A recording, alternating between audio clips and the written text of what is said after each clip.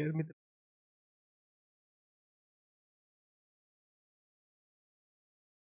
Hello, students. So now, students, we will start third session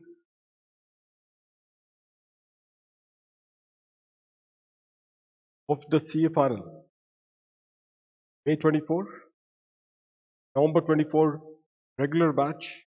So now, students, over here now, in the last lecture, if you can recall, we were discussing about the chargeability under the Act, and we were focusing primarily on in the assessment year, you have to do the computation of the tax liability.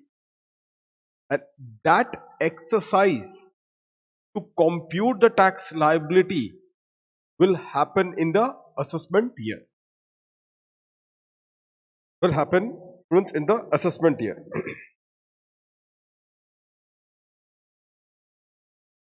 In this particular context. Now, if you see very carefully, students, in this regard,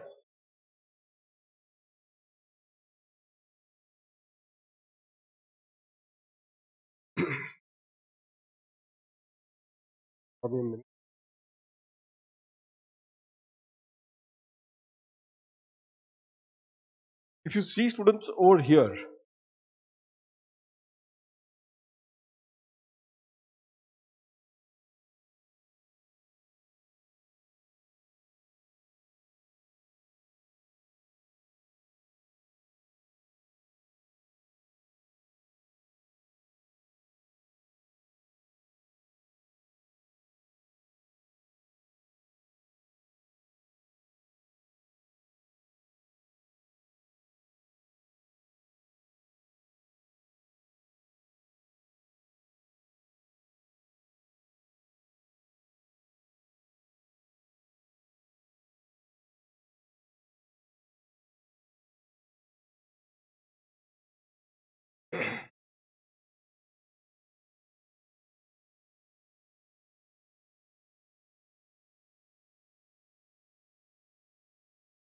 so students, in the last session that we discussed, the first two class was about the computation of the tax liability, and this exercise of the computation of tax liability happens to be in the assessment year.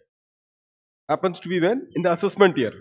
Now, as what we were discussing, students, in the last session, and you all are aware that the tax liability computation in the assessment year, you all are aware that this is a function of two factors. All of you are aware of this one, students, isn't it? This is function of, students, two factors. Which are those two factors, students? One is the total income, and the second one, students, is the rate of tax.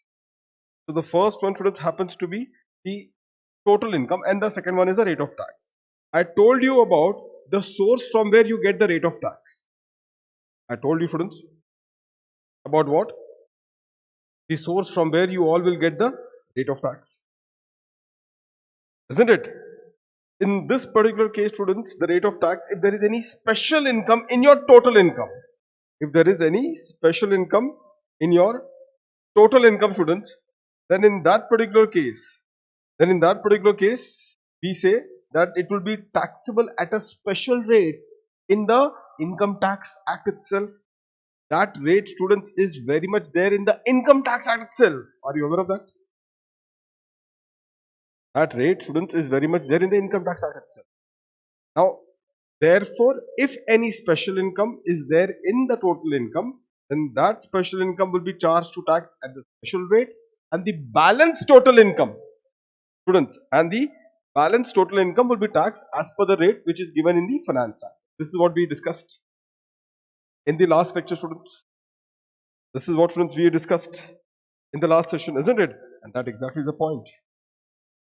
So therefore, students, in this particular context, this is what it is. Now, one question, students, I just need to ask to all of you over here. One question, students, just need to ask to all of you, students, over here. And what exactly it is? That question, students, is about the fact that You all are aware in this context. That question, students, is in respect of what is the important feature so far as the special income is concerned, students? What is the important feature so far as the special income is concerned? You may be aware of it. Students, tell me one thing. If, say, for example, we said long-term capital gains is taxed at the rate of 20%. Okay, long-term capital gains is taxed at the rate of 20%. Now, if an individual earns the long-term capital gains, or say a partnership firm is earning a long-term capital gains, under section 112, the rate of tax of 20% will remain the same for both of them. The rate of tax of 20% will remain the same for both of them. All of you agree to this one? So the rate of tax of 20% will remain the same for both of them. What does it means? It means that, another example, lottery winnings. An individual has earned a lottery winning. Okay, and say for example, an HUF has earned a lottery winning. Whether the rate of tax for the lottery winnings under the Income Tax Act, that is section 115 double B, at 30%, will it remain the same? Answer is yes. That will remain the same.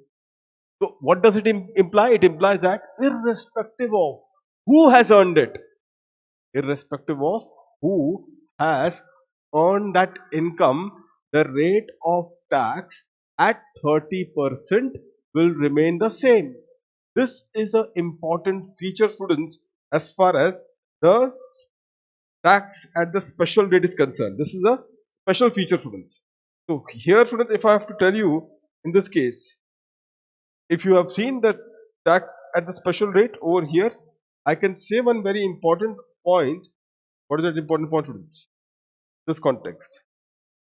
I can say, students, over here an important particular point, that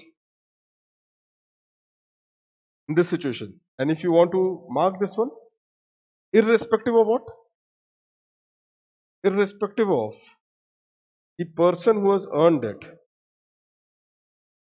irrespective of the person,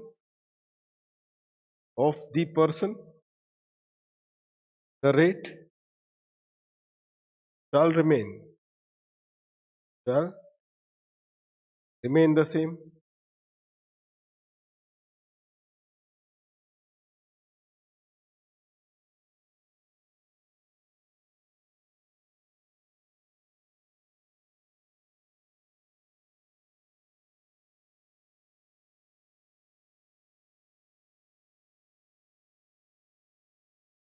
Irrespective of the person who has earned it, the rate of tax, students, will remain the same, isn't it? That exactly is the point. But what about the rate as per the Finance Act? The balanced total income, I told to all of you, the balanced total income will be taxed at the rate which is there at the Finance Act. Does the rate changes? If individual has earned, for him, the rate as per the Finance Act is different. If a partnership firm has earned the income, the rate as per the Finance Act is different. If a company has earned the income, the rate as per the Finance Act is different.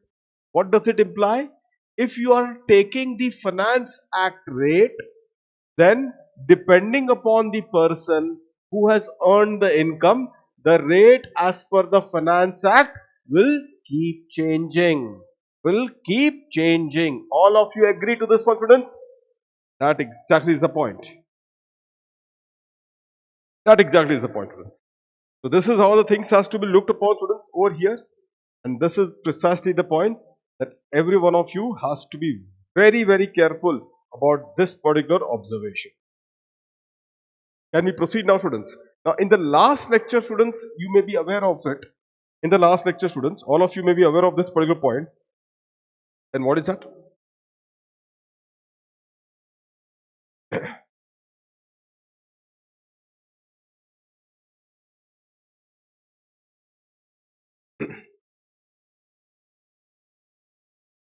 So, in this case, in this situation, students, in the last lecture, I taught you, students, for individual, what is the rate of tax? for the individual. We have also seen the in foreign company as well in the last session, students. In this context, students. So in the last session, if you see very carefully, that individual, very important amendment for all of you. In fact, if the question is silent and they tell you to compute the tax liability, they tell you to compute the tax liability, then I have told to all of you that in such case, students, what happens? For the individual, in this case,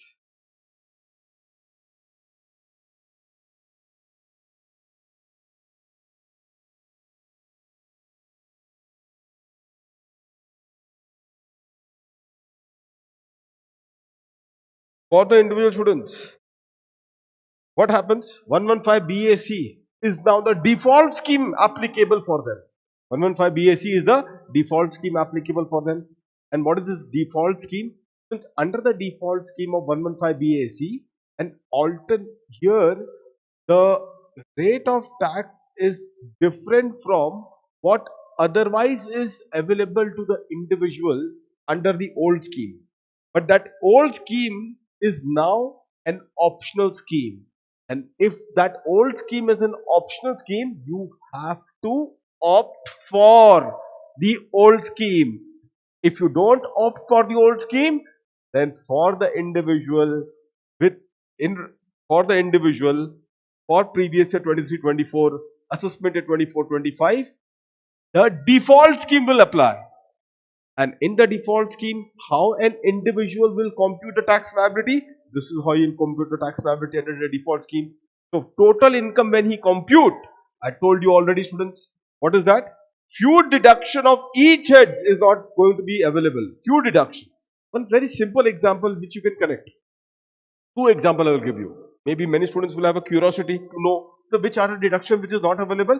So just for your curiosity purpose, under the head salary, the most common is the standard deduction of 50,000 rupees. That will not be available. Students, that will not be available if you are in the default scheme. One more example I give you. In the PGBP, students, there is additional depreciation. In PGBP, there is what? Additional depreciation. So, in the case of an individual who is under the default scheme, he will not be allowed to avail the additional depreciation and in computing the PGBP. This is some examples of the deductions which will not be available in computing the heads of income or the total income under the default scheme. More importantly, students, chapter 6A deduction also will not apply. Will not apply, students. Chapter 6A deduction also will not apply. Except what? Few deduction. Except what, students? Few deduction. Which are those few deduction that we will see later on. Okay, so that is the point. And in the default scheme, what is the rate of tax? First of all, the special income always would be at the special rate under the Income Tax Act. No change on that point. And as far as the balanced total income is concerned, on that the rate which has been given to you is the slab rate. Remember the movie time 3, 6, 9, 12, and also one more 3 hours, that is 15. So up to 3 lakhs, nothing. 3 to 6, 5, only 5, 5. 6 to 9, 10, 9 to 12, 15, 12 to 15, 20, and more than 15, it would be 30. More than 15, it would be 30 students. Now, one thing, be careful. This slab rate, again I'm repeating, this slab rate is applicable irrespective of the person who has earned it. Means irrespective of the individual. The individual may be less than 60, more than 60, more than 80, doesn't matter. This is the only slab rate. The individual may be a resident or a non-resident, doesn't matter. Under the default scheme, this is only the slab rate. The other unique point was on the rebate part. Under the default scheme, do we have a rebate under 87A? Yes, provided the total income that you have computed under 115 BAC, that total income should not exceed 7 lakhs. That total income should not exceed 7 lakhs. And the next one, students, as you all are aware, is a surcharge. And so far as the surcharge is concerned, in this case, as you all are aware, the rate is the same, but very important point. You have seen that the surcharge rate for the individual under the old scheme, there are four rates. The old scheme, 10%, 15%, 25%, and the fourth one is 37% in the old scheme, for which you have to opt. 37% is when the total income exceeds 5 crore. Total income exceeds 5 crores. But as far as the default scheme is concerned, you all are aware now. How much is that? 10, 15, 25. Which is, if your total income is more than 2 crores, then under the default scheme, the surcharge rate for the situation, the surcharge rate for that situation of the total income more than rupees 2 crores is 25%. That is it. So if the total income is 10 crores, under the default scheme of 115 BAC, the surcharge will remain at 25%. However, under the old scheme for which you have to opt for, the surcharge rate would be 37%. Isn't it? That's exactly the point, students. Therefore, this is one thing that you should always keep in mind, students, the fundamental difference between the two, because we will involve ourselves in that particular computational process in the chapter which we are going to now kickstart. So, students, now come to this particular part of the rate of tax. Herein, come to this particular part, students, that of the rate of tax. Now, so far as the rate of tax is concerned, if you see over here, again, I have given you one example of foreign company. Why I gave you the example of foreign company? Because we are in any case going to start with the non-resident taxation. So therefore, the rate of tax, students, as you all are aware, in this case, special income at special rate. Even them, for them, doesn't change. So if a foreign company has got a long-term capital gains of 112, then that special income would be at 20%. That will not change. Okay, the balance total income for the foreign company would be at 40%.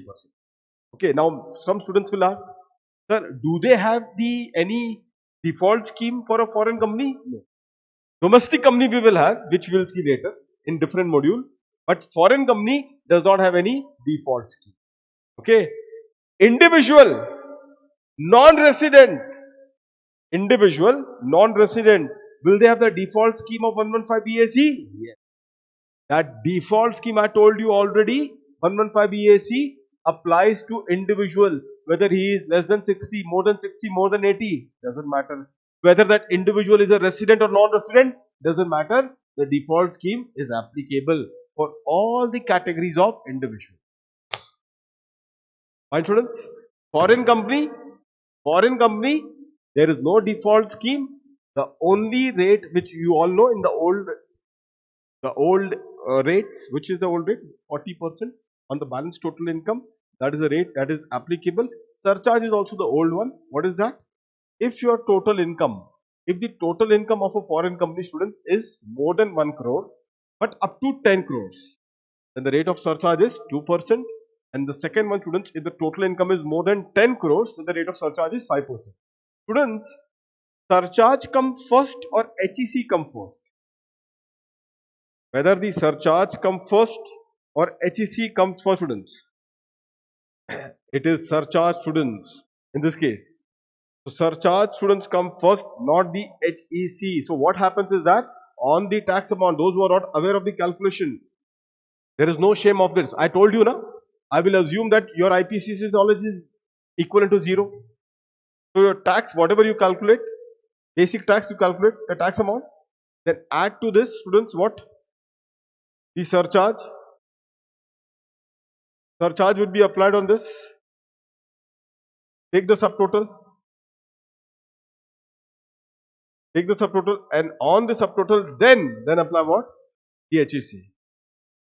HEC at the rate of 4% on this. Then you get what, students? The final tax slab. Just take a note of it. As any case, you will be master of it, but nevertheless, it's in its initial sessions. It's always better to recap the steps. Okay.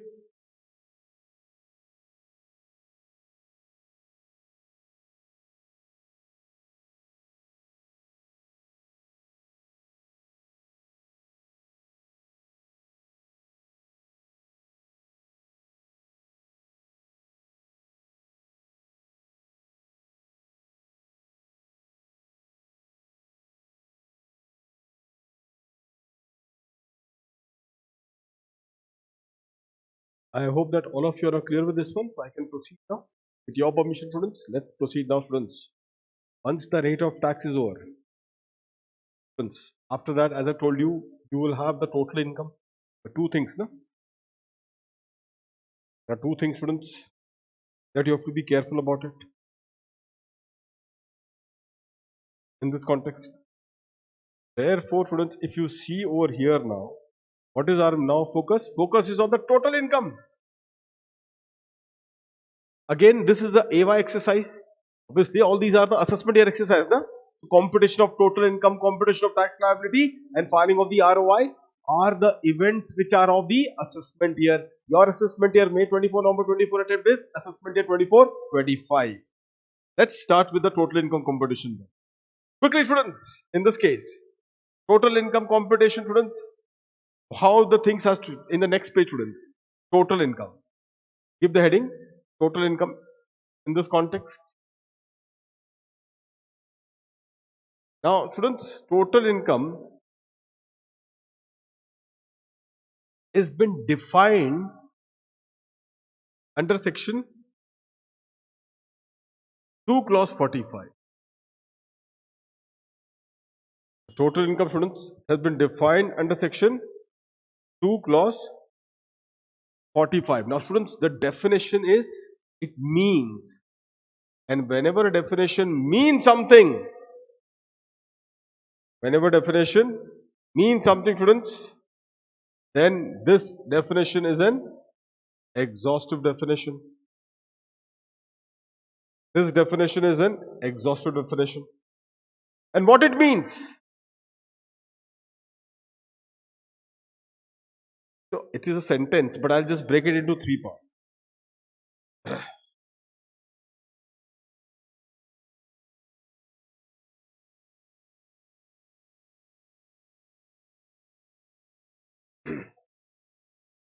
Okay.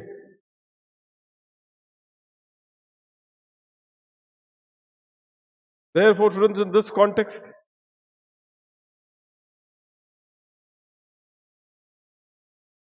students, herein, it means what? Three parts. So part A,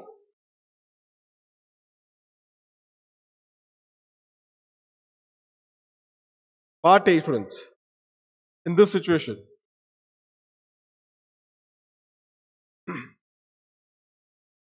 So in this scenario, part A, students, it means income. That income, students,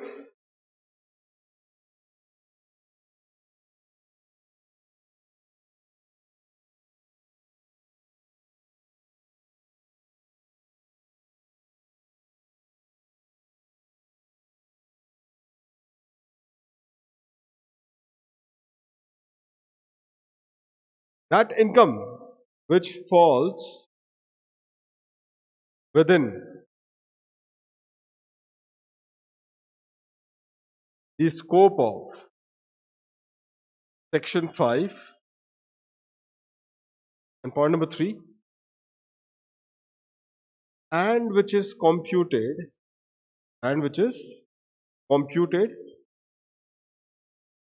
in the manner laid down under the Act. The manner laid down under the Act.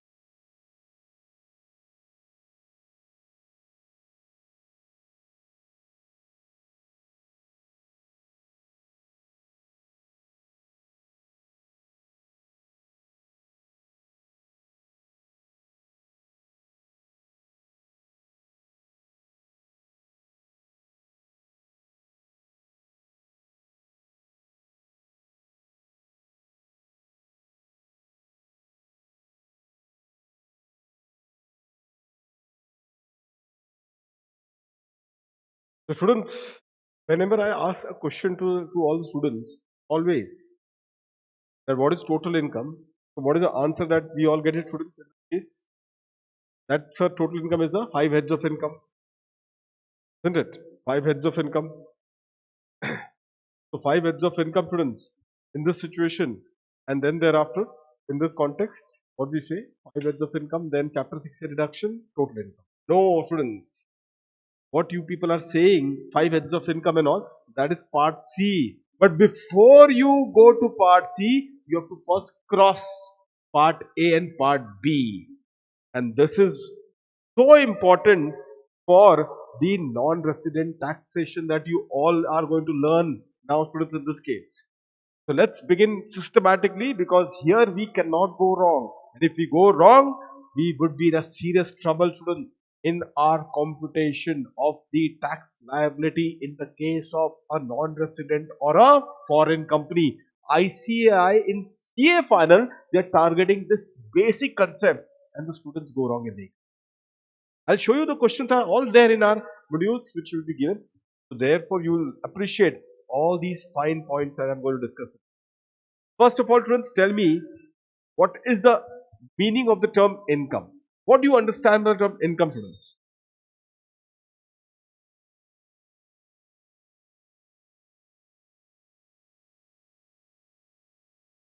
In this case, what do you understand by the term income? Anything?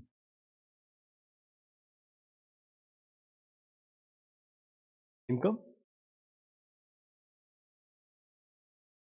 So, yeah, you one can say that it is an earnings, or another suggestion is that it is an like a, and from any activity, the payment is received.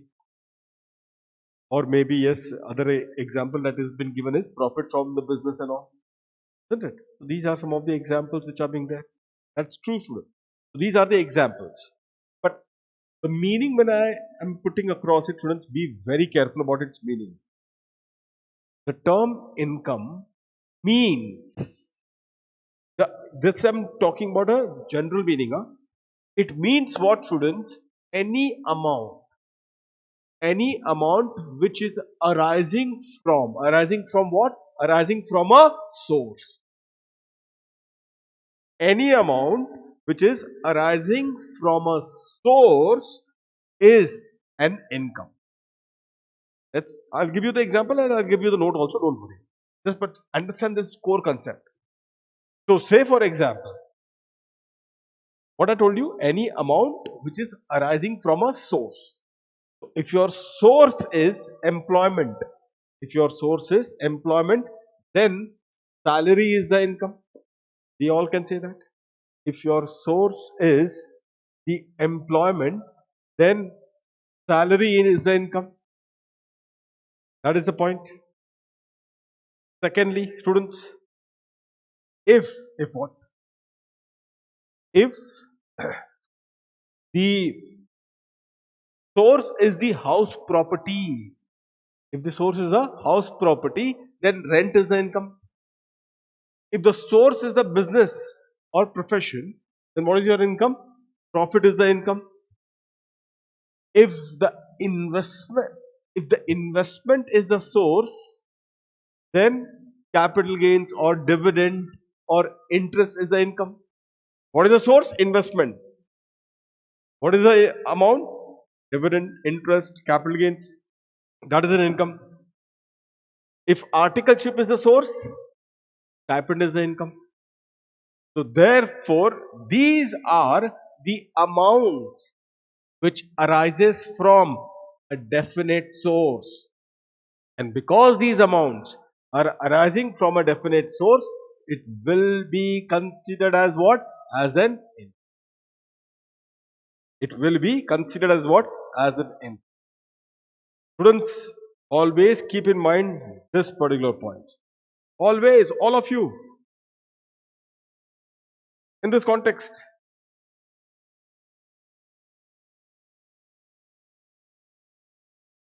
Herein. So, one thing, all of you have agreed to this one, isn't it? Now, you tell me one thing. Now, therefore, students, in this case,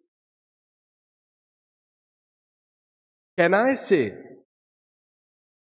that because of this two feature, students, can I say that because of these two features, because it is arising from a source, there are two things or two characteristics that can be seen on such amount, two feature or two characteristics that can be seen from such amount. What are those two feature, two characteristics? One is a certainty that I'm going to get it, an employee who is working with a company, does he have the certainty or not? Yes, that he is going to earn what? Salary. Same is in the case of a house property. The landlord who has given that house property on rent, there is a element of certainty that the amount is going to be received. Same is also with the business person. Same is also for the investment. What is the feature? That there is a certainty that the amount is going to be received. That is point one. And second feature of that amount which is arising from the source, second feature of that amount which is arising from the source is regularity. That the payment is going to be received in regular interval. That regularity can be monthly, quarterly, annually, doesn't matter, but at least there is a regularity also of the pattern in which the amount is going to be received. Regularity of the amount which is going to be received. So certainty and regularity again are the two important aspects, students, in this case.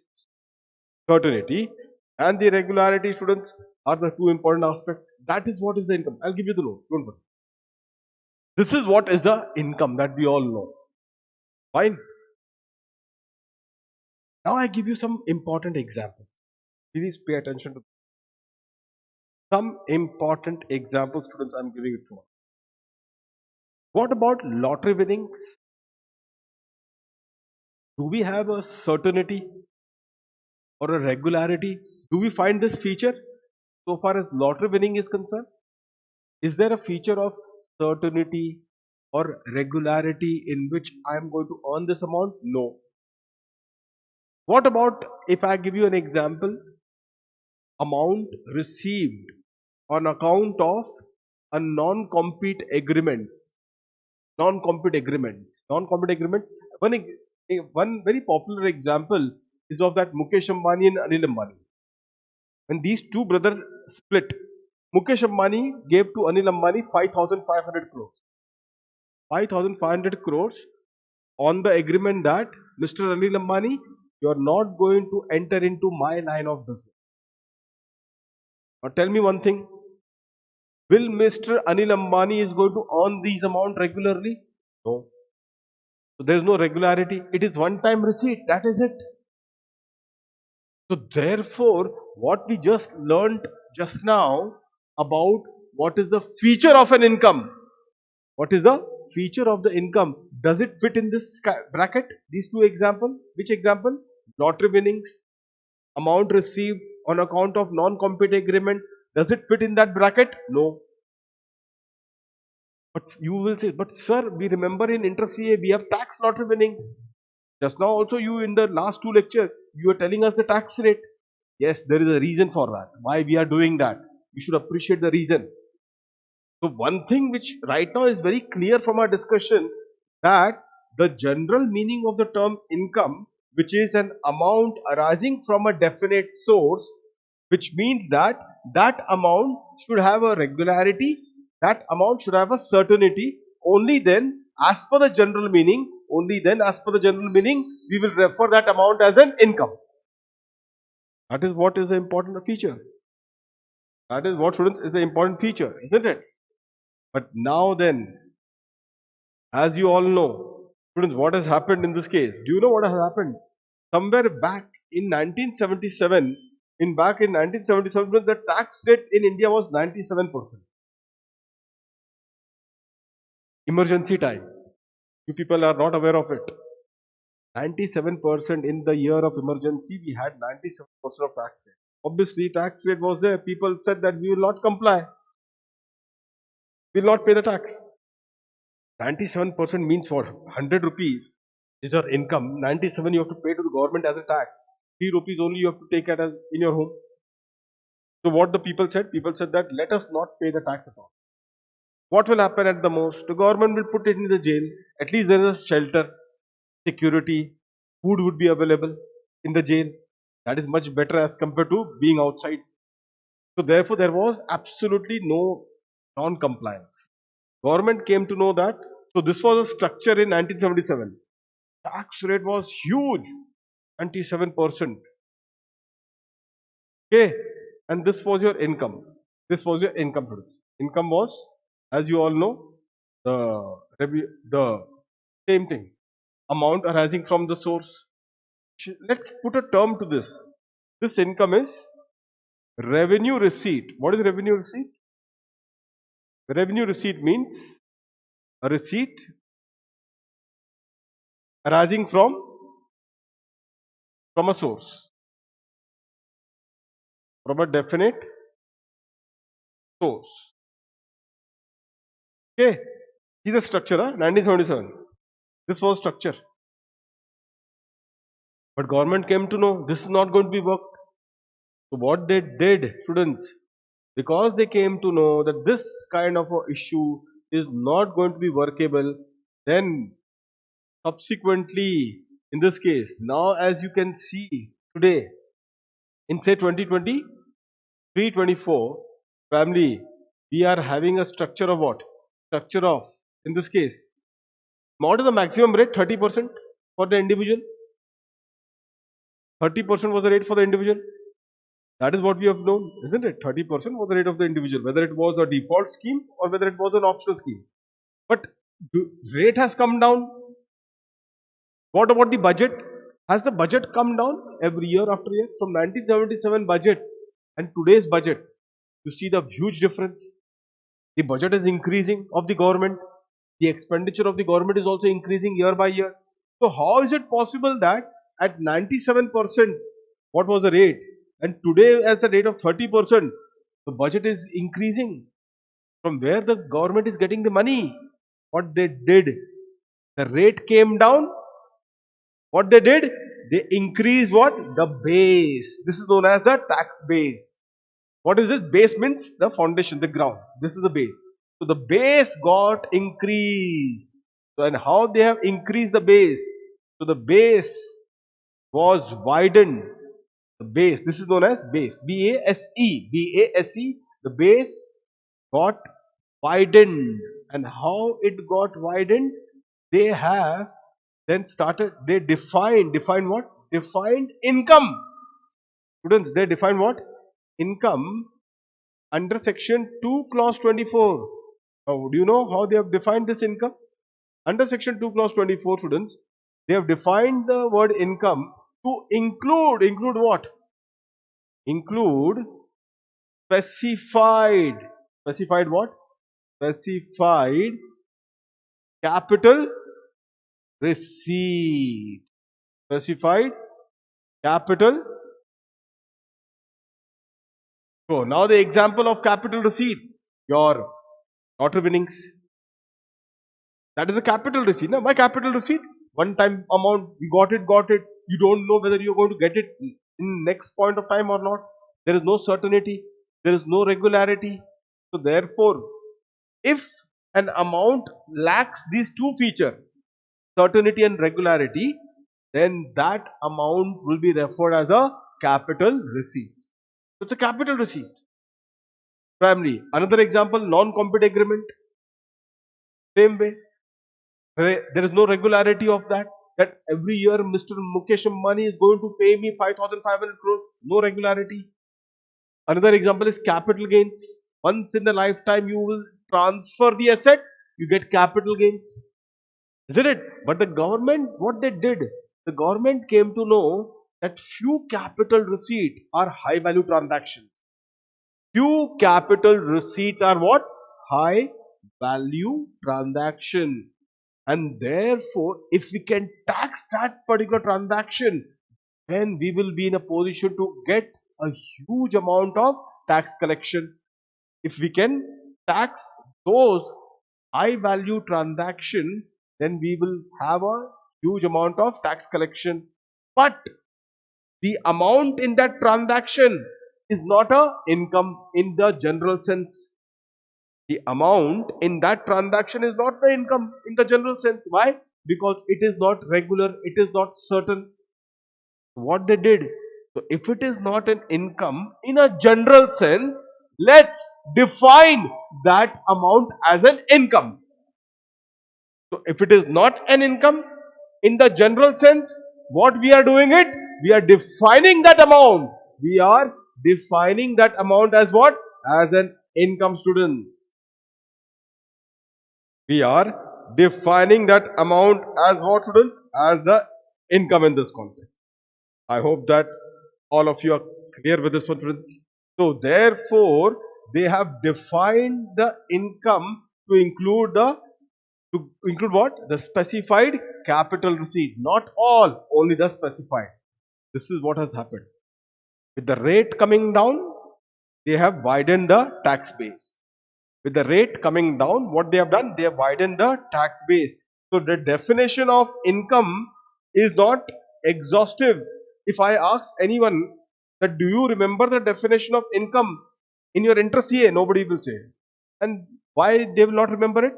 Because if you see, students, there is a huge list of the items in the definition of income. Who will remember it? And what is that logic of that list? So don't remember the entire items list. Remember the logic. What you will find there? There you will find specified item which are essentially what? Capital. And why they have to define that amount as an income? Because otherwise they are not an income. Students, otherwise they are not an income. So if the government wants to tax that amount, then what they have to do? Define that amount as an income. If the government wants to tax that amount, then they need to define that amount as what? As an income. I hope that all of you are now clear with this. All of you are now, students, clear with this. This is all things has to be looked upon, students, in this context. So now today, can I say income in your chart? Can I say what is income then? Income is the revenue receipt plus what? Specified. Specified capital receipt. Where it is specified? In the definition of income. Where it is specified? In the definition of income. Definition of income. This is what the term income means. Please take a note of it, students. First, point number A, income, right? Point number A, income. I'll dictate this thing.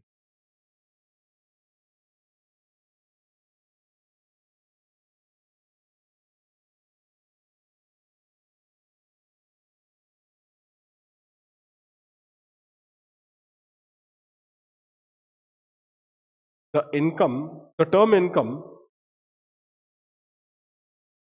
income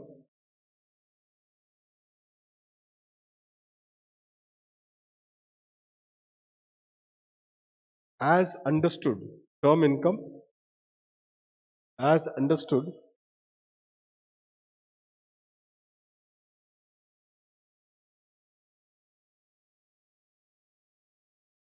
in an ordinary sense,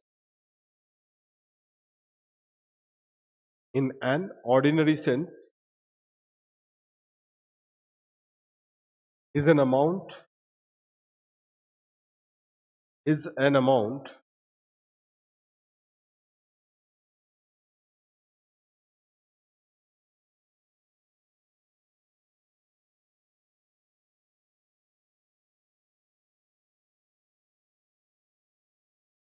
arising from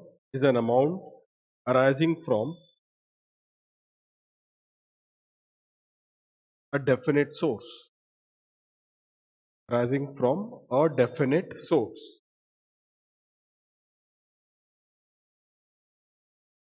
Definite, students.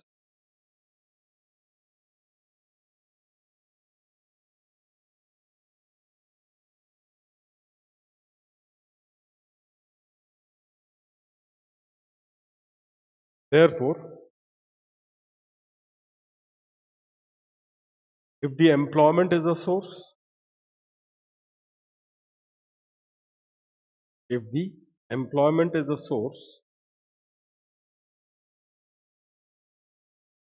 then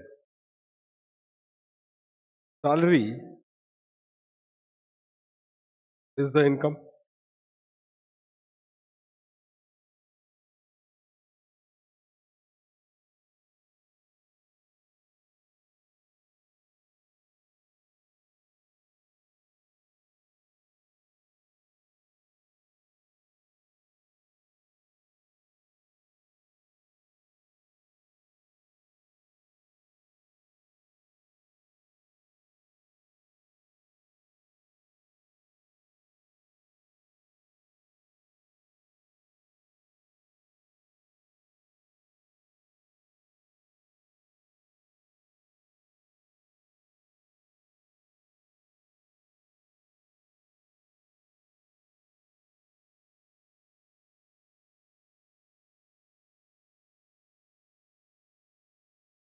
The employment is a source.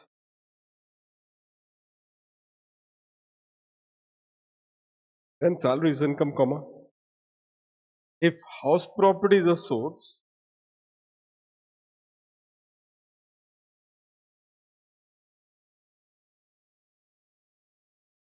then rent is the income.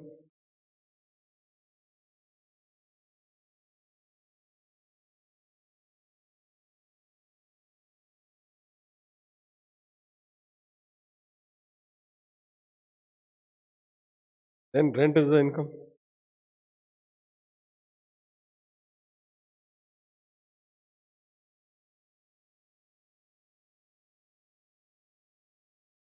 If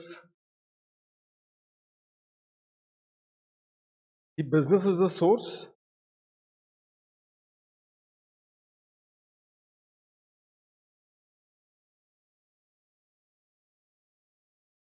then profit is the income.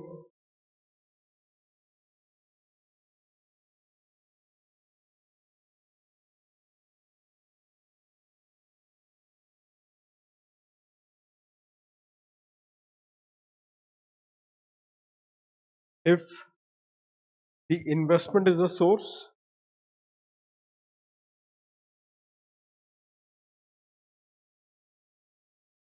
then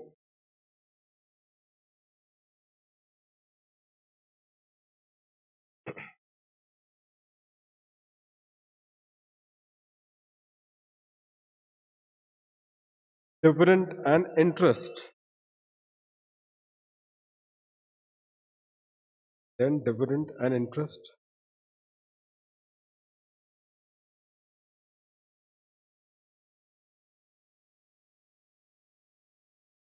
is the income.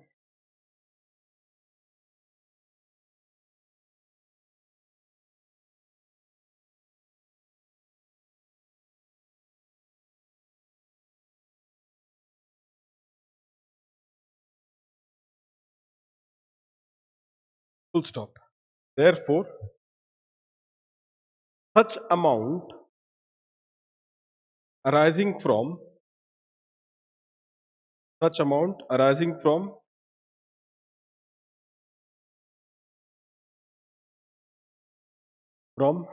a definite source from a definite source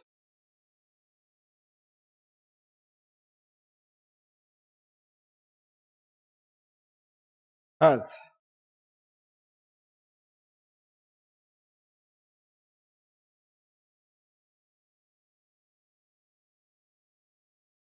two important feature two important feature or characteristics,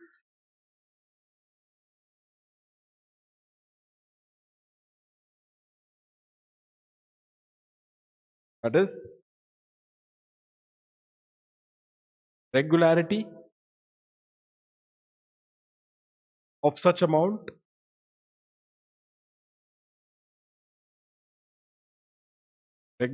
of such amount and certainty and certainty to receive such amount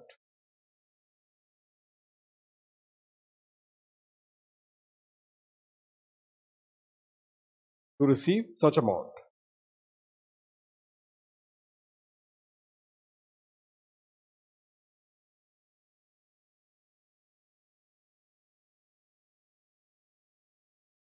Full stop.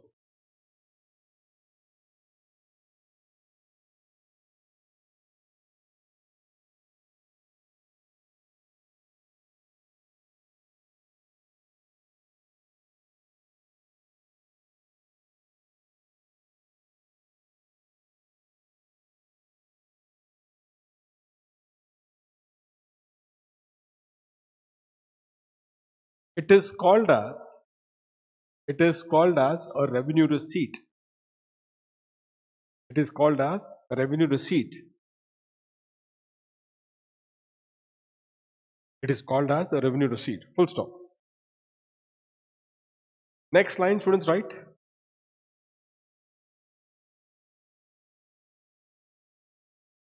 A capital receipt, a capital receipt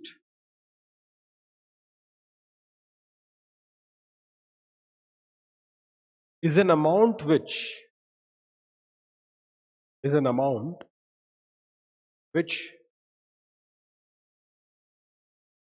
does not which does not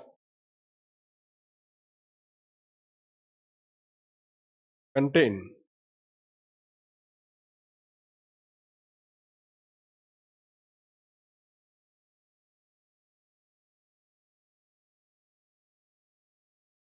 which does not contain the above two features.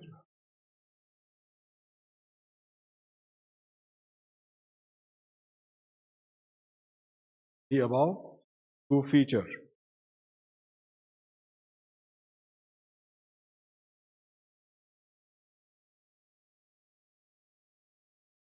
And hence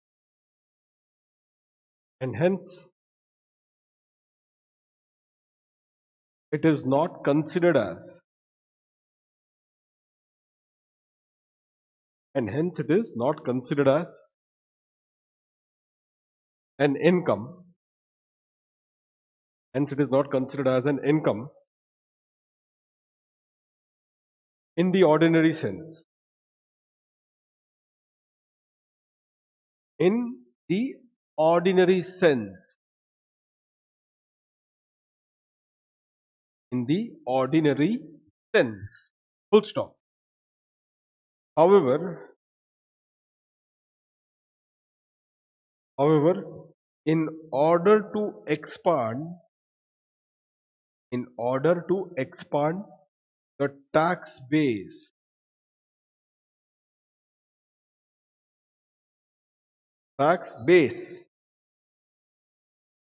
comma, section 2 clause 24, section 2 clause 24,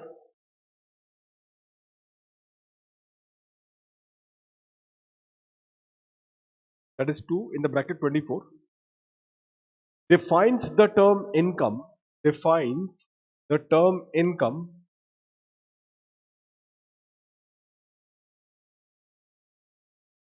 in an inclusive manner.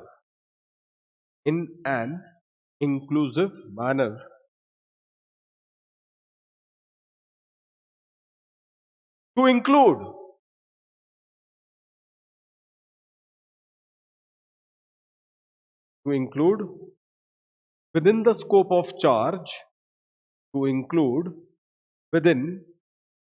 the scope of charge, a specified capital receipt.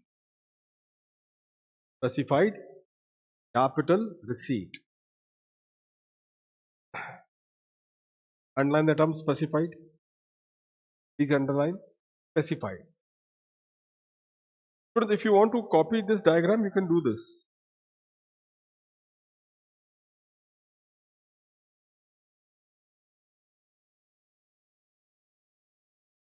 Copy. Just quickly copy it on this.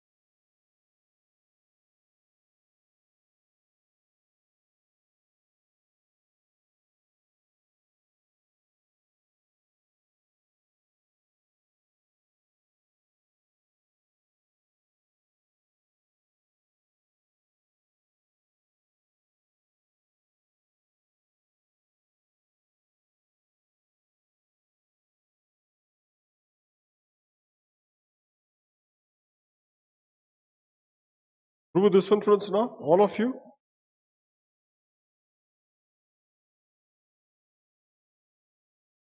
Write a statement below. Just a conclusion of this point A. Write a statement below. Therefore, therefore,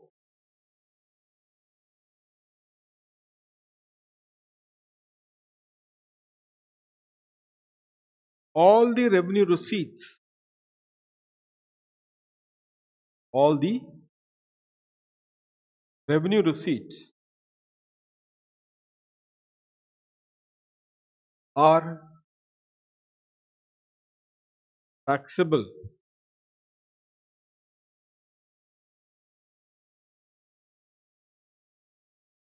All the revenue receipts are taxable unless unless they are unless they are specifically unless they are specifically exempted unless they are specifically exempted,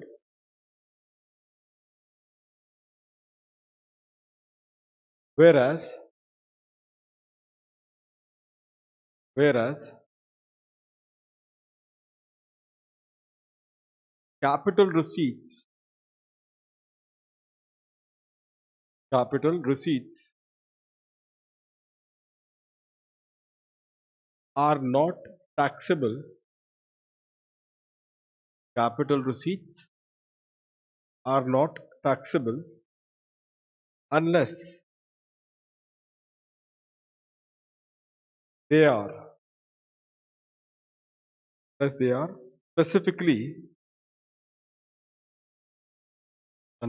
specifically charged to tax.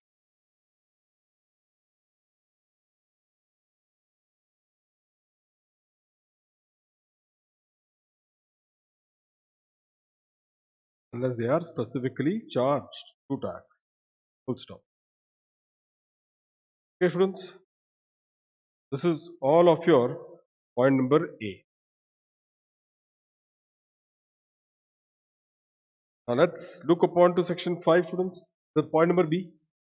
What is point number B? Which falls within the scope of section 5. Very important. So obviously here is the most important, and this is where we are going to start primarily our topic also, non-resident taxation. Students, as you all know, although income, now we all know what is income. Revenue receipt plus specified capital receipt. Okay, but as you all know, a person who is not staying in India and he is earning the income in a foreign country, is he going to pay a tax in India? A person who doesn't stay in India, stays in the foreign country, earns the income. Which income? Revenue receipt plus specified capital receipt. Earns his income also outside India. Will he pay a tax in India? The answer is no. He does not make the payment of tax in India. Why? Why doesn't make the payment? Why he doesn't makes the payment of tax in India? This is an important point. This is the focus for our first topic, which is non-resident tax. Why does he not makes the payment of tax in India? Quickly. He is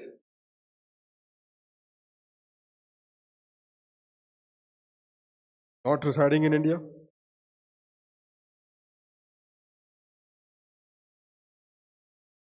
Hmm?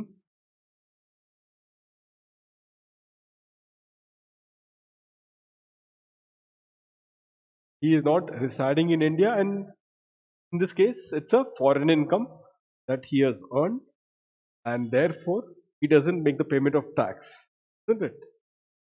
The reason that you all are trying to give, may I reframe your answer that they don't pay the tax because there is no nexus of that person with India.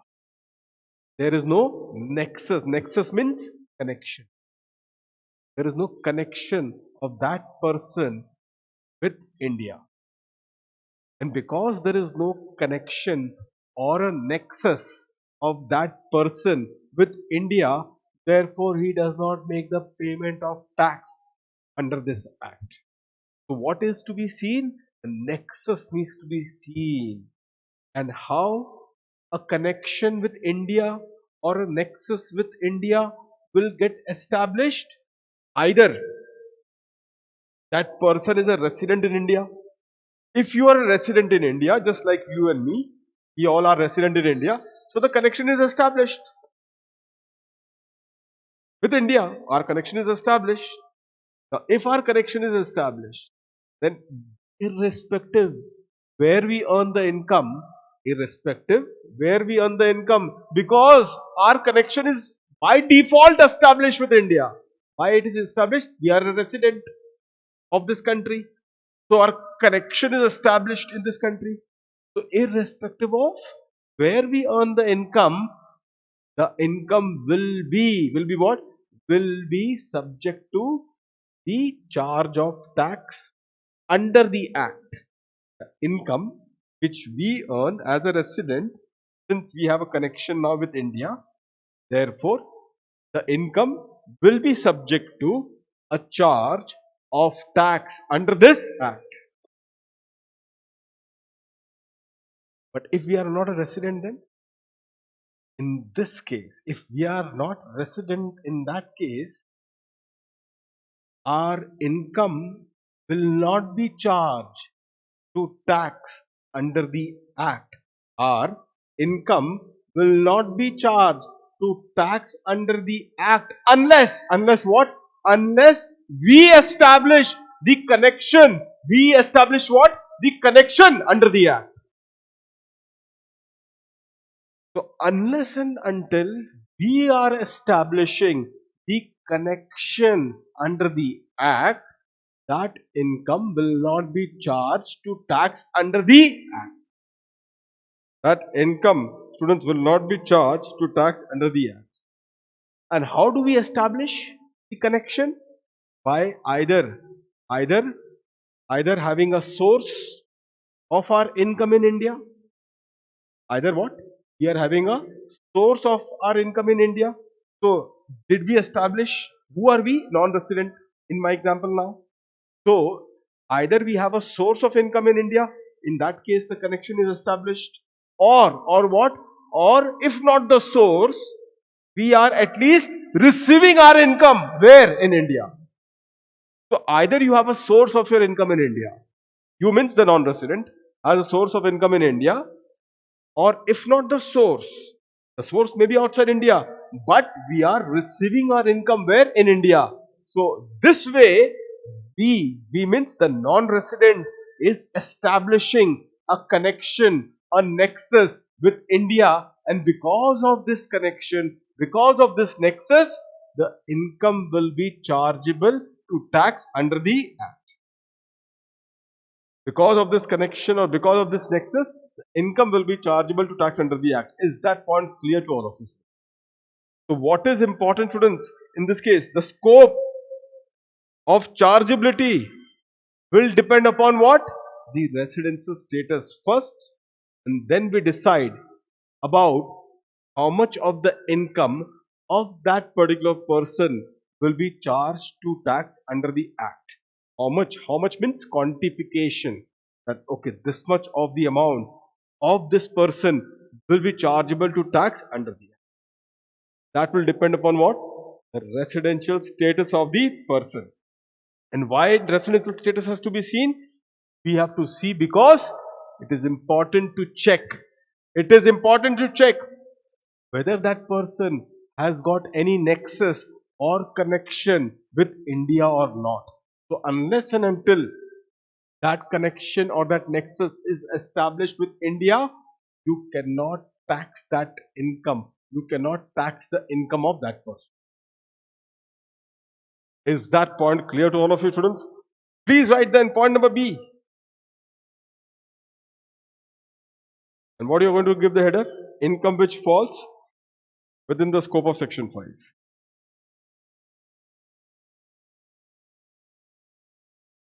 income which falls within the scope of section.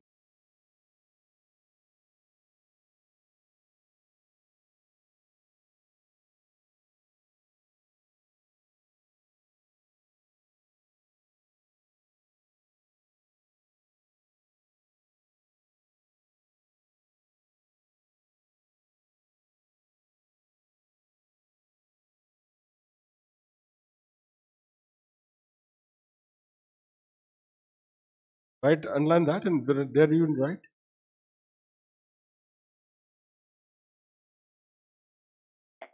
the scope of chargeability. Scope of chargeability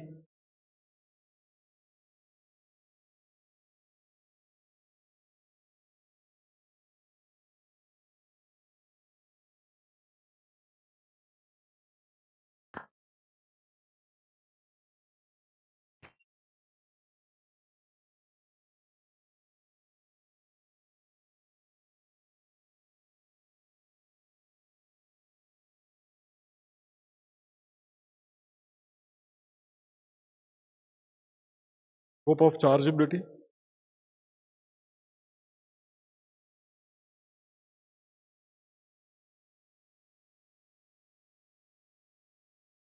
of the income depends upon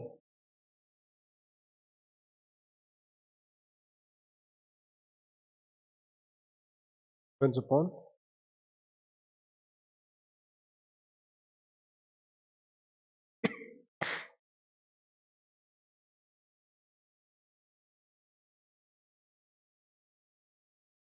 the residential status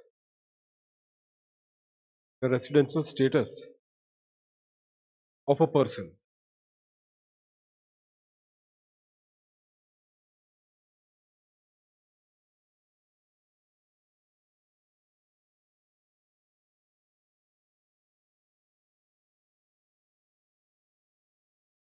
The residential status of a person.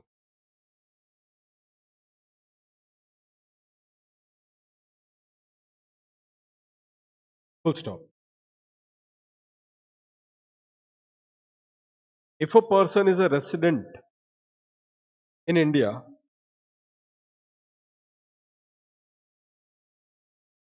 a person is resident in India,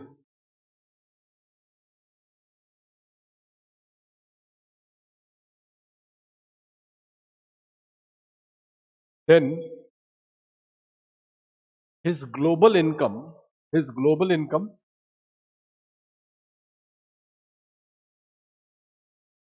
will be chargeable. His global income will be chargeable under the Act.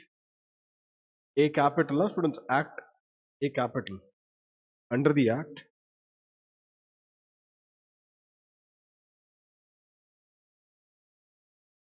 full stop. However,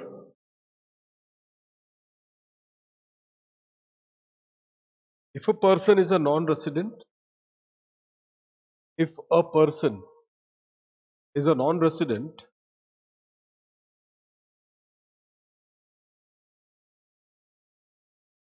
then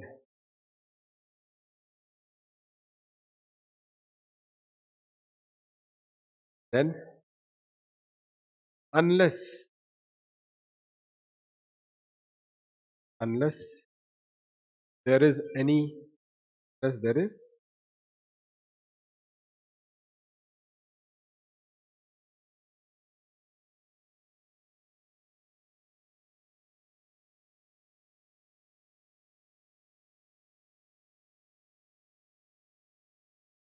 as there is any territorial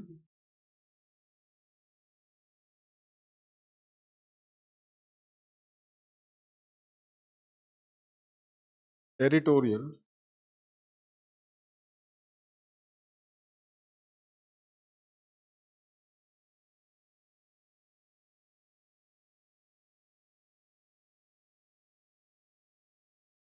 as there is a territorial nexus or connection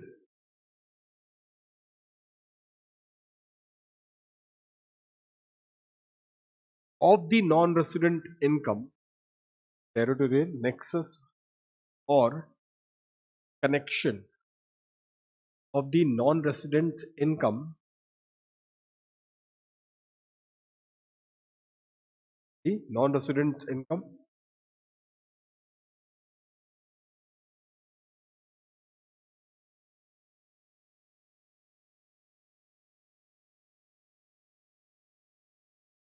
with India, with India, comma,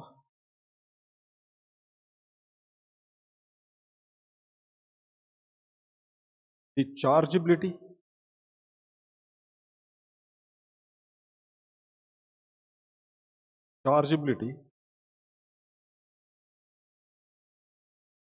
cannot be attracted. Chargeability cannot be attracted.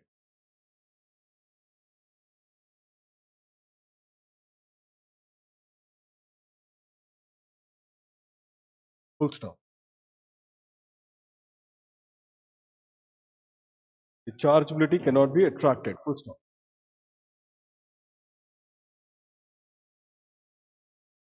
Therefore,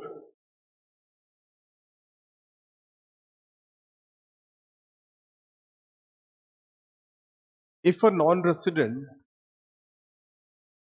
if a non, if a non-resident either has a source, either has a of his income, source of his income in the bracket accrue,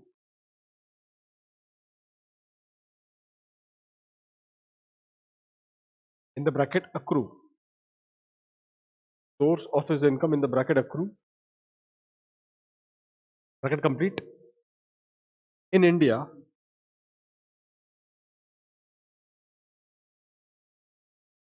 or or he receives his income in India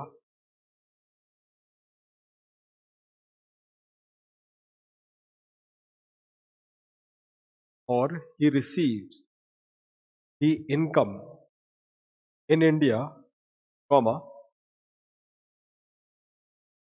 the connection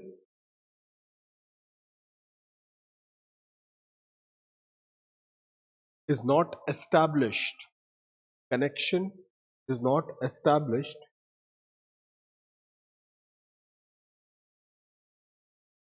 so as to attract, so as to, so as to attract the chargeability, so as to attract the chargeability.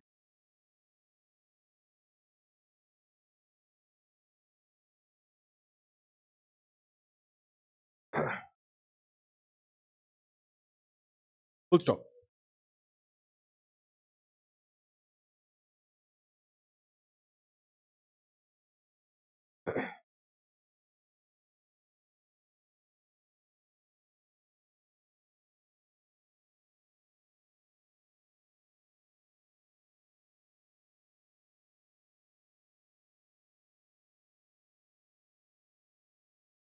Next line, therefore section 5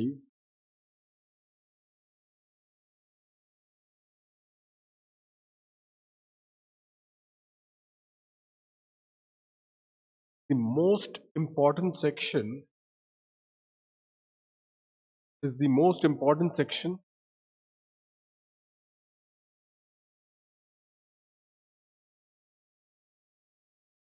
as it quantifies, as it quantifies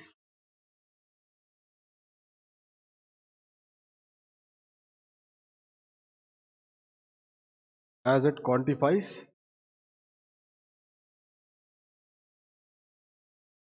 the chargeability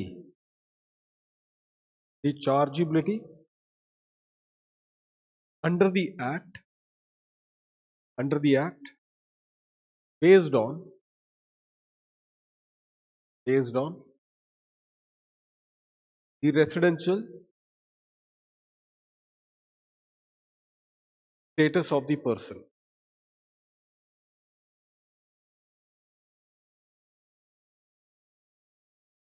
The residential status of the person. Is that point clear not to all of you students? Every one of you are clear with this? Students, this is what is the ultimate point which is there. This regard that we have seen. With that now students, we are in our C point, and which is computed. So therefore, what has to be computed? Now we have to, now at this stage students, you will have to discuss. Now what has to be computed? When you say now the computation sir will begin. So the question is, what has to be computed students? What has to be computed? So after the first A and B, A plus B students will give you what? Will give you, no, not C. A plus B students will give you a qualifying income. The qualifying income. And it is this qualifying income students that you have to take it where? To C. It is this qualifying income students is going to take it. So not all the income will be computed, because see, for a non-resident it is so important. As far as non-resident is concerned, I just now have dictated to all of you. Only two income establishes the nexus with the act, and the two income are income which is accrued in India, having a source in India means accrued in India, or the income which is received in India. Only these two category of the income of the non-resident is what is chargeable under the act, and that is what you will take it forward for computation. So not all the income of non-resident is going to be charged, and only what is charged will be taken further for computation. Only what is charged will be taken for computation. Just I think May 23 attempt CA final. What these people did in May 23 attempt or November 22, one of the two attempts. What these people did? One non-resident question they have asked, and in that NR question, there were some component of income of that non-resident which was accrued outside India and received outside India. Plus, obviously, there were many component of income which was accrued in India and received in India. But what did I told you? Many component of income was there which is accrued outside India, received outside India. So now you only tell me students in this case, in this situation, whether in that scenario, those income for a non-resident accrued outside India and received outside India, are you going to take it in the competition statement? Answer is no, never. Students, be careful. Remember students, remember inter CA, what we do? Say competition of income. When we write like this, competition of total income of some person, say Mr. A, of Mr. A. You are doing what? Computation of income. So then you will prepare particulars, amount and amount, like that. Particulars, then amount and amount. This is what you do. Remember the format. Now this is point number C.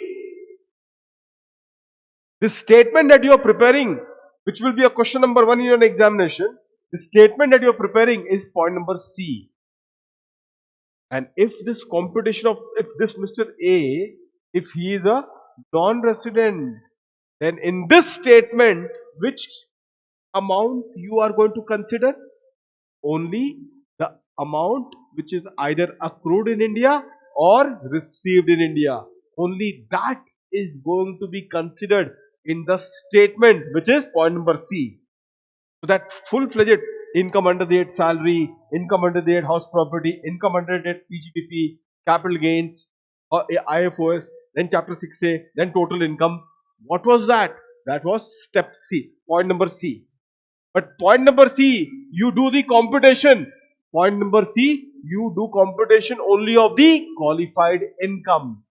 So if the income is not a qualified income, then you will not do anything in point C. So what you will say, be careful, this is such an important step. Those students, there were two type of students who were wrong in that May 23, November 22 examination. Two categories of students who were completely wrong. Which were those two categories? Category number one, those who forgot that this is a foreign income. So therefore, for a non-resident, a foreign income accrued outside India, received outside India, that should not be taxed. These people have taxed it. That is wrong then. They included in the total income. So they forgot. And for the second category of students whose answers is wrong. Now this is a technical error, I will say. Although the final answer is right, but there is a technical error in their answer. What is the technical error?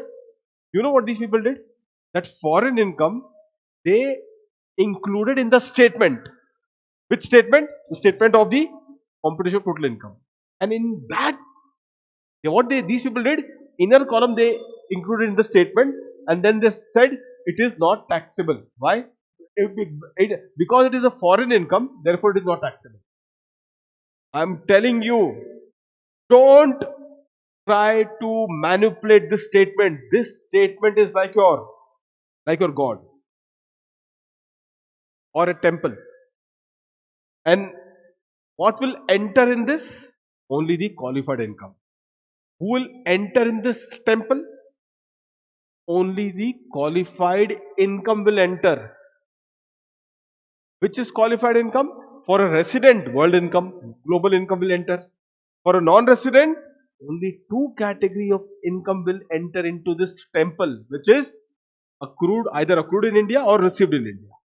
So if it is a foreign income, accrued outside India, received outside India, please don't enter that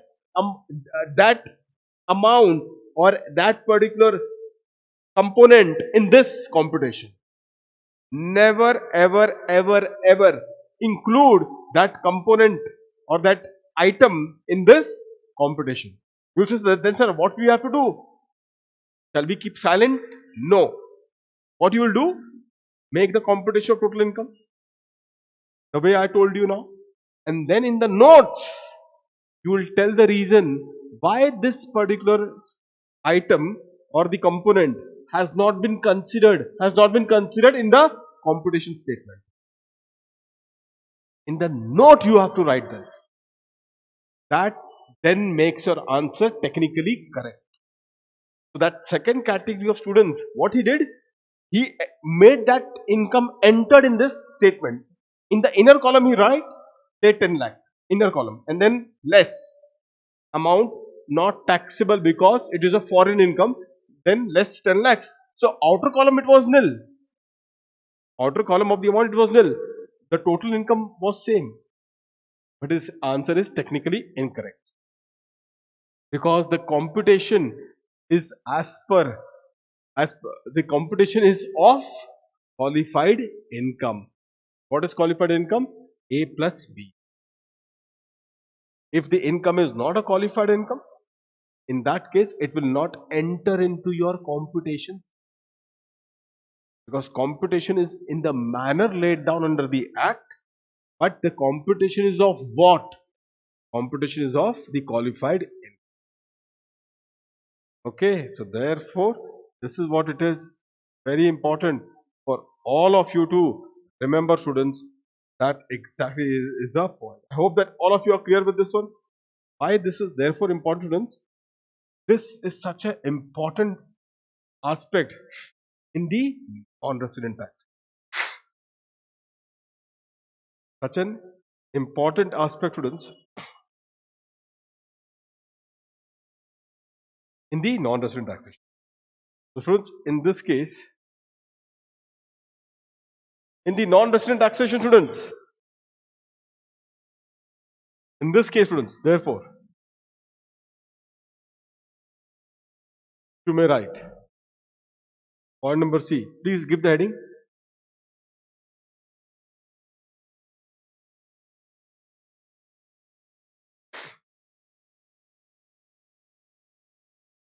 Heading is computation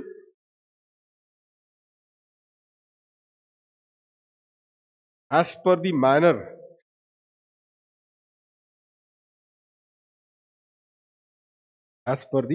manner laid down under the Act.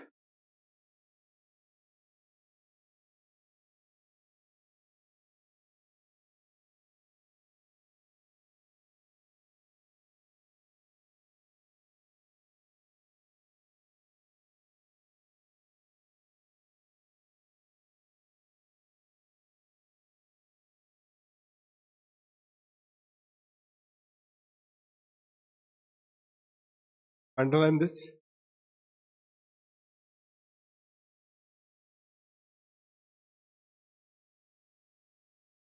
Then you write computation of total income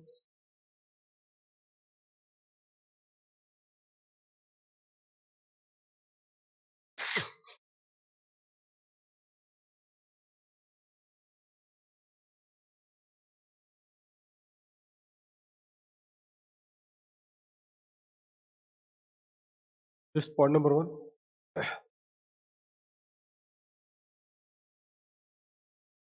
What to compute?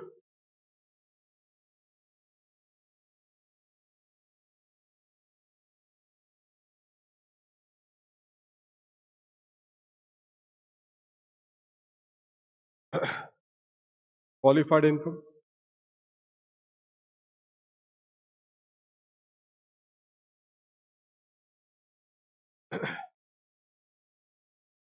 Second is how to compute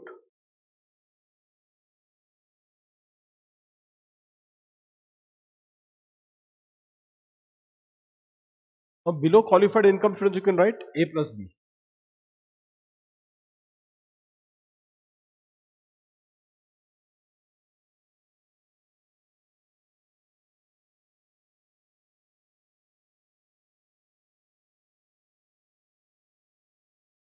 Below this qualified income, write A plus B.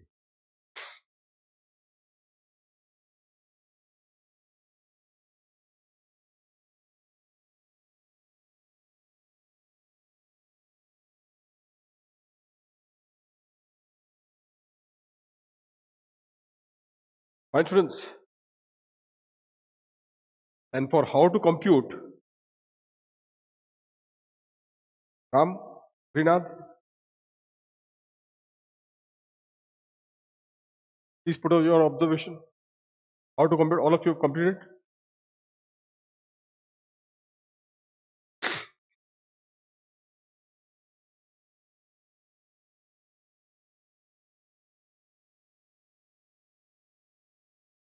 If you have completed, then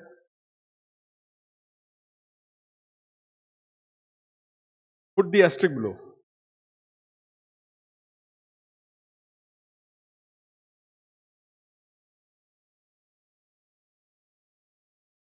Put the asterisk below and then write.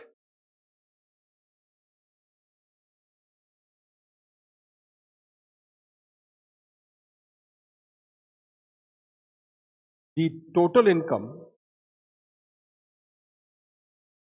income shall be computed. Total income shall be computed in respect of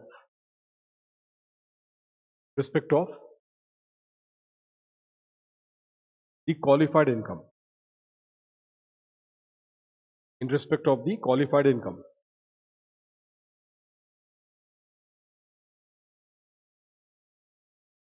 Full stop.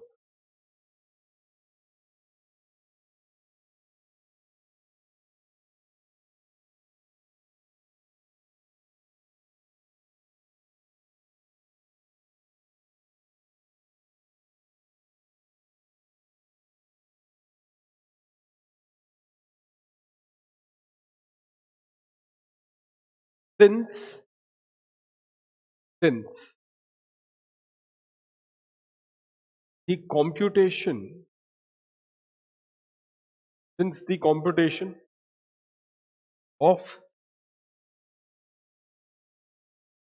the total income,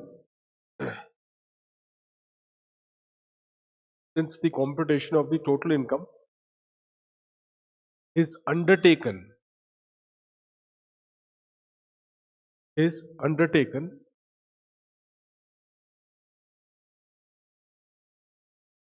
in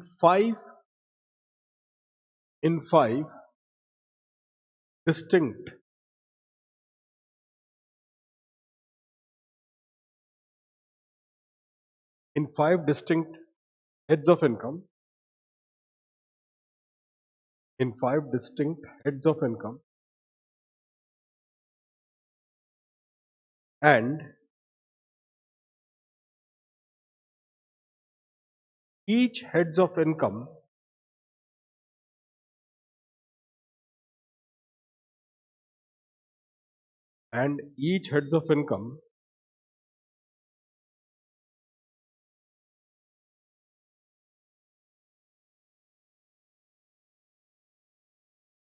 has a different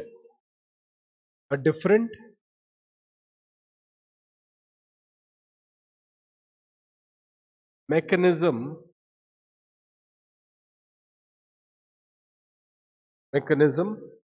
of computation.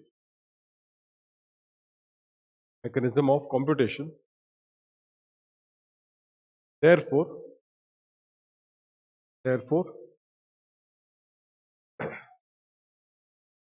the classification, underline the word classification, of the income, of the qualified income, the classification of the qualified income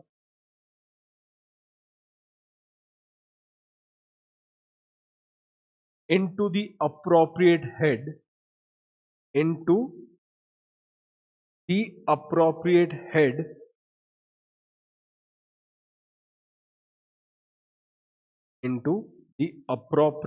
head is the most important step, is the most important step.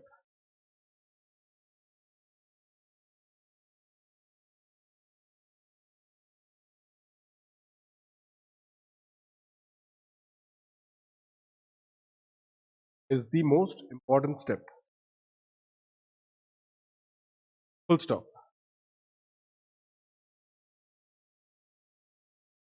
The classification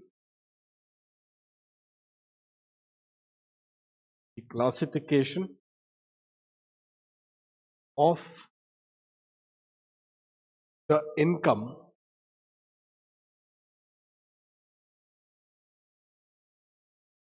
into the appropriate head,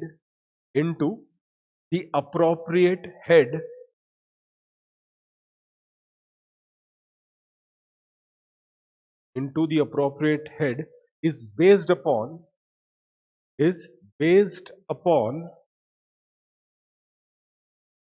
the charging section,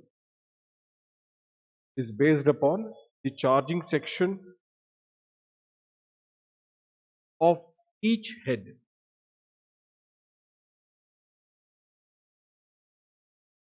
Is based upon the charging section of each head.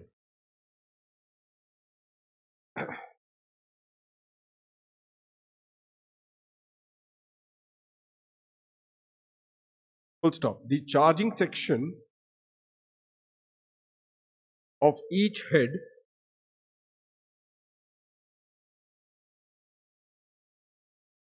provides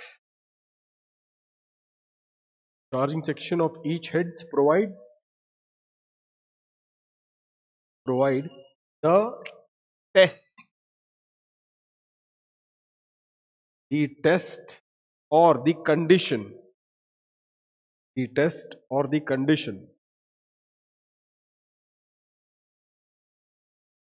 as to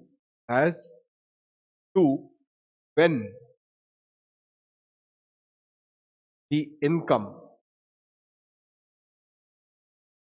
will be classified when the income will be classified in that head. In that head. Full stop.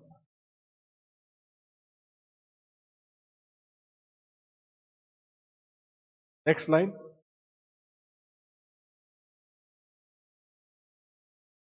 Once the income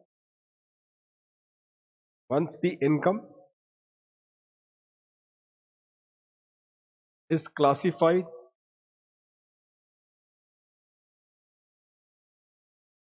in the appropriate head,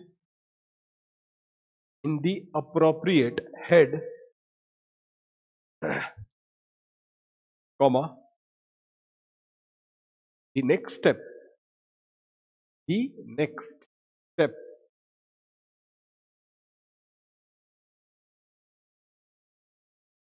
of the computation, the next step is to compute, please write, the next step is to compute as per the rules of the computation, as per the rules of the computation provided in that head.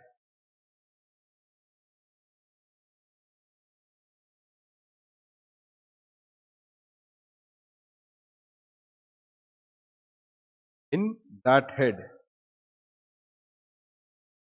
Full stop.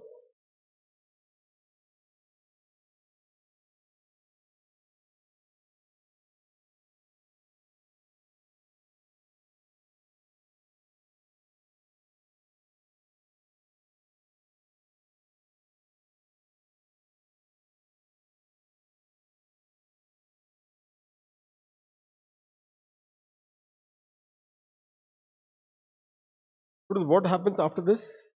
After you're done with this one, then what happens? All the 5 heads of income, you have done it.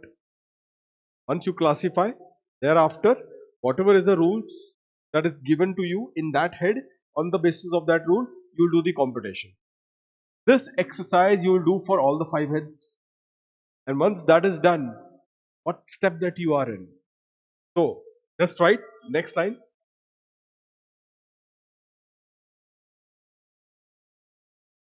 The above step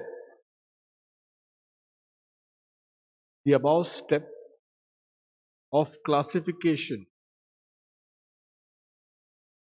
and computation, the above step of classification and computation in the respective head,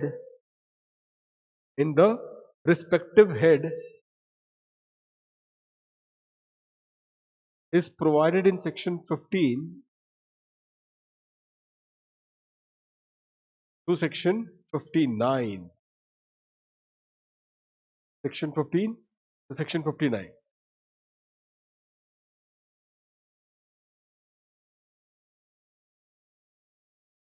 Full stop. This is, students, actually what I want to see in the first module of the ICI. How much is the extent? We will do this. You don't worry about this fact. So the heads of income in this case. But now the fact that in the new course, May 24, November 24, there are 4 modules which the ICI has said. You see, you go to the website, 4 modules are being shared. Module 1 coming soon. That is what they are trying to say. Module 1 will tell us technically this game. And on that basis, students, I'll prepare my final particular module. First module, students, is now ready primary for the print. Initial lectures, students, I'll be giving you the PDF file. In this case, the first topic. But this is what I want to know, because as I told you, no, in non-resident taxation, international taxation, 30 marks, confirmed 30 to 35 marks, because I'm taking also black money in my first module. We will do extensive coverage, because this is known that sky is the limit. But you cannot have sky the limit for all the topics. There needs to be somewhere we need to Put a check on it. Otherwise, you'll go mad. Every topic has got a huge aspect of this thing, reach. I can't keep discussing primarily for lectures after lectures after lectures, those topic primarily, and then you find that, sir, we did 30 class, but in 30 class, hardly there was anything that came in the examination. That should not be the case. So we need to know the quantification, the scope. We just not did, this is what we apply. Scope of that topic for the examination perspective. How many case law I need to discuss? What sort of technique I need to adopt? That modification, this modulation is what is very important. So the topic which I'm sure of, family, wherein sky is the limit, that's the topic I'm taking it first, because here we don't have to worry about, sir, are we relevant or irrelevant? Is it there in the syllabus or not there in the syllabus? All that has got no relevance. Everything is there. And I have covered the best of the question and the best of the MCQ students, and you're going to love it. I'm telling you that. The entire journey, in this case, you are absolutely going to let's go mesmerized with this discussion, and you will take it to the next level. Other topics, we have to be very careful about what to do. And most what to do, that is more or less certain through the index, but how much to do. That how much is very important. Otherwise, becoming irrelevant in a direct tax paper is so easy, isn't it? That exactly is the game. So, students, what was the last sentence that you have written? Section 15 to 59.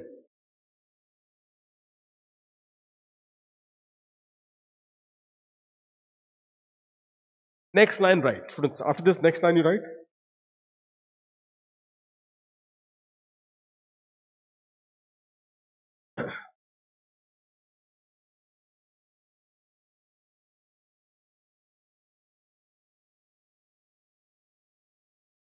To check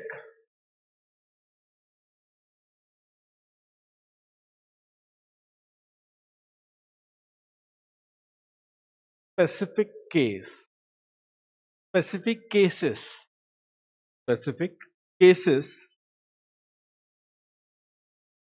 of specific cases of the abuse, tax abuse, comma, clubbing provision, clubbing provisions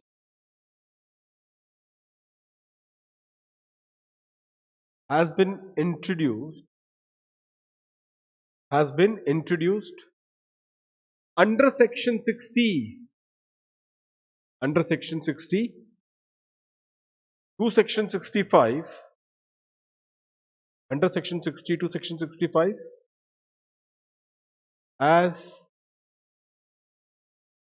a specific, as a specific anti-avoidance rule, anti-avoidance rule,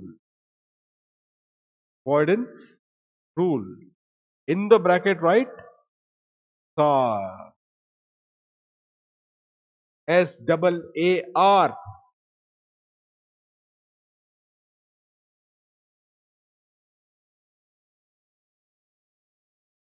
Specific anti-avoidance rule. In your first module, there is a very important topic which is covered. That topic name is the general anti-avoidance rule. That is the general anti-avoidance rule, which is known as GAR provision. General anti-avoidance rule, GAR provisions. This is SAR provision. What's heard of GAR provision any time earlier? In like sometimes in this case. So SAR is there. At the same time, there is a GAR provision also. So, but sir, what is GAR provision? This case, isn't it? So, students, so far as the GAR provision is concerned, be careful. Let, let's forget the GAR provision. Think of it now. Clubbing provision is what? You want to do a tax abuse. Intention is to do a tax abuse, isn't it? What is this tax abuse? My income is 15 lakh, 1 5. Okay, now what I'm going to do? I'm going to split this income, split between whom? Myself and my wife. I am going to split this income between myself and my spouse, this case, so that I get 7.5 lakhs. She has got 7.5 lakhs. What happens now? That income is saved. Saved from what? Saved from a higher tax rate of 30%. That income, students, is saved. Saved from what? Saved from the higher income of the higher rate of 30%. You all agree to do this one? All of you agree to this one, students? The higher rate of 30% is saved, na? Because 7.5 lakhs, maximum is what? Beyond 5 lakhs, if it is the old regime, old tax regime, 20%. So at least that 30% of higher rate is saved. That's the reason why we have introduced what? The clubbing provision. That's the reason why, students, we have introduced what? The clubbing provision. Do you all agree? That's the reason why we have introduced what, students? The clubbing provision in this case. That exactly is the game, students. Isn't it? This is what is known as, students, what is known as the, the clubbing provision is what? There was an attempt on the part of the SSC to avoid the tax by splitting the income. There was an attempt on the part of the SSC to avoid the tax. Therefore, these set of provisions are known as what? Anti-avoidance rule. So what I was doing? I was trying to avoid what? Avoid the tax. So these provisions attack that arrangement of avoiding the tax. These set of provisions will be known as anti-avoidance rule. And if they are targeting specific case, like clubbing provision, they are targeting specific case, it becomes specific anti-avoidance rule. Specific anti-avoidance rule. I hope that every one of you are clear with this. All of you students, this is what it is. Next line, right, students? After this, next line.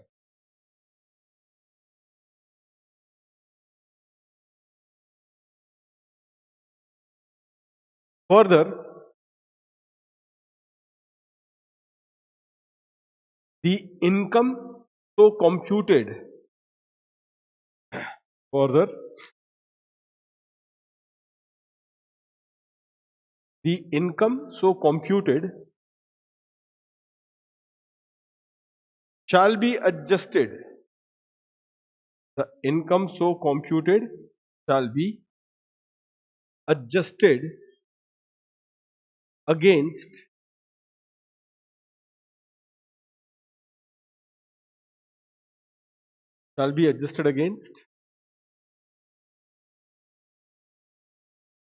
the provision of section 70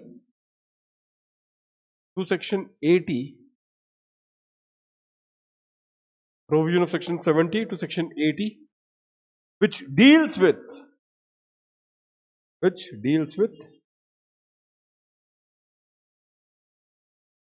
the set off or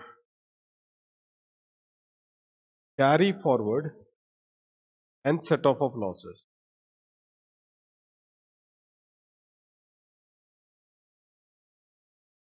Set off or carry forward and set off of losses.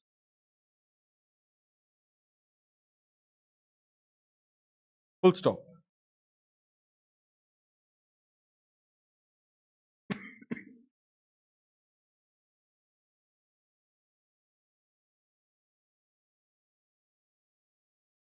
The income so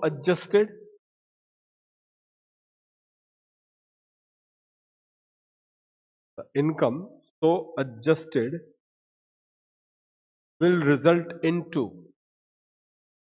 income so adjusted will result into GTI. What is the full form of GTI? Gross total income.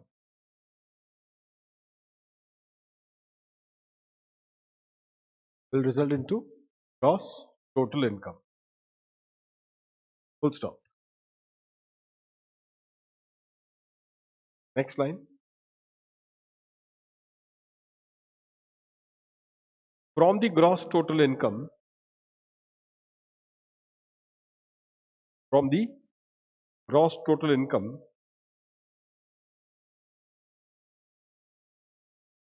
deduction is provided. Deduction is provided of Chapter 6A provisions. Chapter 6A provision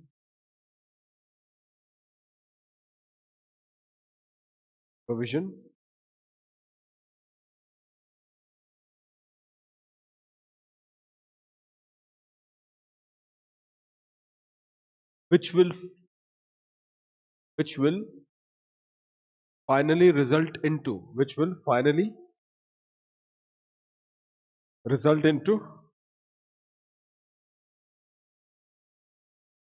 total income.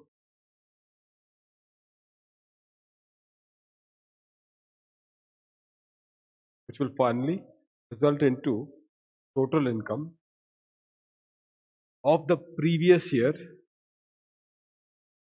Total income of the previous year and assessed in the following AY. Total income of the previous year as assessed in the following AY. Total income of the previous year as assessed in the following AY. As assessed in the following AY, full stop.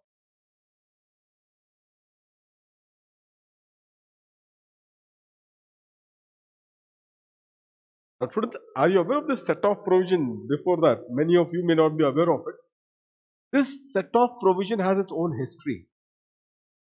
Because obviously we will not get any opportunity later on to even speak about it.